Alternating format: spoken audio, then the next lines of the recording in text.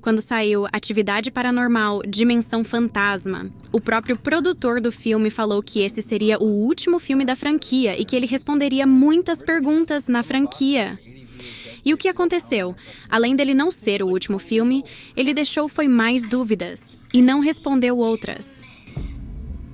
Quando saiu Atividade Paranormal Next of Kin, circulou notícias de que a franquia Atividade Paranormal teria um reboot.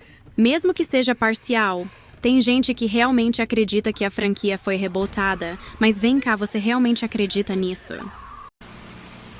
Não! Então, pessoas, hoje vou falar sobre como Raios Next of Kin se relaciona com os demais filmes da franquia. Eu sou Alex. Esse é o canal Paranormalidade, um canal inteiro sobre atividade paranormal e sem enrolação. Vamos lá. É importante destacar que o filme se passa em março de 2021 e que a mãe de Margot abandonou, entre aspas, a mesma em 10 de outubro de 1997. Tais datas não possuem ligação com os eventos dos filmes anteriores, o que pode dar a este filme uma certa independência. Mas isso não significa que ele seja um reboot. A primeira prova de que este filme não é um reboot são as inúmeras referências aos filmes anteriores. Como, por exemplo, a escada semelhante à cena do terceiro filme onde Julie aparece sendo levitada. A porta que lembra muito aquela pequena porta do quarto de Kate e Christy onde Toby dava, para elas, aulas sobre como fazer maldades. E por máximo que você tem que dizer que são apenas coincidências. Olhe para essa cena de Marcados pelo Mal e essa de Next of Kin. É muito parecido, então não pode ter sido um simples chute indo direto para os pontos mais importantes do roteiro. Temos o fato de Asmodeus estar possuindo a mãe de Margot, chamada Sarah. Eu já falei aqui no canal no meu vídeo resumão de Atividade Paranormal, mas irei repetir. No folclore judaico, há uma história em que Asmodeus desejava o corpo de uma mulher chamada Sarah. Ele acaba sendo impedido por um cara chamado Tobias e o anjo Rafael. E onde isso foi relatado no livro de Toby? O nome da misteriosa entidade dos filmes anteriores. Ademais, Kent, aquele cara que treina Kate e Christy em Dimensão Fantasma, fala para elas que conhece Toby e que ele tem diversos nomes, ou seja, pode ser. Repito, pode ser que Toby nunca foi o nome real da criatura que assombra a gente desde 2008. Outro detalhe é que no livro de Toby é relatado que a entidade odeia pássaros, e há uma cena em Jacob em que a protagonista, também chamada Sarah, mata um pássaro. Ah, Alex, o que é Jacob de Gloche? Tem um vídeo do canal falando disso, depois você confere lá. Então, pessoas, seja pelos nomes empregados, seja pelas ligações de cenas, tudo aparenta que o sétimo filme da franquia está sim no mesmo universo. Agora um fato impressionante. Olhem para essa bruxa que estava preparando Margot para o ritual e olhem para essa do Atividade Paranormal 3, é praticamente a mesma. E tem mais. Os símbolos que a bruxa dos falsos Amishes são idênticos aos que Leila usa para abrir o portal interdimensional. E como no final do sexto filme, Dimensão Fantasma, sabemos que ela e Hunter estão em 1992. Pode ser que eles estejam fazendo parte daquele grupo de falsos Amishes, e tem outro detalhe na parte final do filme. Durante a cena que Margot e seu namorado fogem da entidade, temos essa cena onde vemos as pernas sensuais de Asmodeus, que já vimos em Dimensão Fantasma.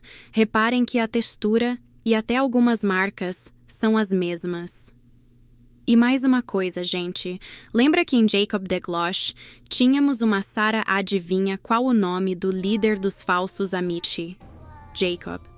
Não quero deixar a entender que é o mesmo Jacob porque 1º de 2011 morreu na cena final da campanha viral. E o de Next of Kin tem sobrenome diferente. Mas quero acentuar a similaridade de nomes para levantar a hipótese de que Sarah de Jacob de Gloche pode ter sofrido lavagem cerebral, para acreditar que o Jacob de Next of Kin era seu pai. E a coincidência de nomes foi para facilitar o processo. Eu sei. Loucura. Mas, gente, estamos apenas falando de uma série que envolve bruxas, seres interdimensionais, rituais macabros e viagens no tempo com premonições de mais de 30 anos. Acho que, para os padrões da série, minhas teorias são palpáveis. Além do mais, eu fui lá para o ChatGPT e olha só o que uma inteligência artificial falou a respeito da conexão de Next of Kin com os seus antecessores. Abre aspas. Atividade paranormal. Next of Kin é considerado um spin-off da franquia. Atividade paranormal que se passa no mesmo universo dos filmes anteriores, mas com uma história independente. Não há conexão direta com os personagens ou eventos dos filmes anteriores, mas o filme explora o tema e utiliza algumas das técnicas de filmagem encontradas nos filmes anteriores da franquia. Portanto, pode-se dizer que a atividade paranormal. Fecha aspas. Ou seja, até para o ChatGPT, o filme é um spin-off que se passa no mesmo universo. E faz todo o sentido ele ser um spin-off, pois todos os filmes anteriores que tiveram subtítulo é porque foram spin-offs. Isso aconteceu com Atividade Paranormal Tóquio, Marcados pelo Mal e Dimensão Fantasma. Sim, pessoas, Dimensão Fantasma é um spin-off. Pode notar que os 4 primeiros filmes canônicos têm relação não apenas com a família de Kate e Christie, mas com o fim de Hunter. Até o 4º filme tem essa conexão. Embora apareça outra família no filme, o foco ali está sobre Hunter. Ao contrário do 6º filme e de todos que falei antes. Assim, Next of Kin, pra mim, é um spin-off da franquia. Mas pessoas, tudo é meio especulação, meio nebuloso. Pode aparecer, a qualquer momento, um roteirista maluco que diga que o filme é um reboot.